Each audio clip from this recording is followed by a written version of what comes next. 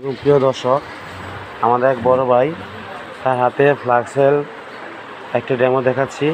আমরা এই ফ্লাক্সেলের 3 ফুটা একটা বড় কক্সিটের ভিতরে উপরে দিলাম, দেওয়ার পরে সাথে সাথে কক্সিটটা ঘুরে দিতেছে।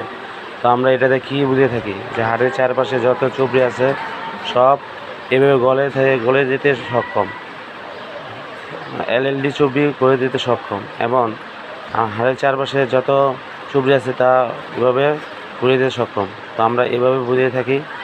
ভাই, আপনার হাতে যে এই এত বড় ফ্লাক্স হোল্ডার এত বড় যে আপনার কক্সি দিলাম, ভাই কক্সিটটা কি আছে? ভাই আছে আপনার হাতে? নাই। নাই। এটা এখন আপনি এই জায়গায় যে দিলাম, দেওয়ার পরে কি এদিকে কোনো গরম অনুভূতি বা চুলকা এরকম কিছু লাগে ভাই? হ্যাঁ লাগে। চুলকায় এদিকে চুলকায়? ওই মেয়ে চুলকায় নিবি, গরম লাগে। গরম লাগে। তো আমরা এইভাবে বোঝাতে সক্ষম যে ফ্লাক্সেল আসলে তিসি তেল অনেক উপকারী।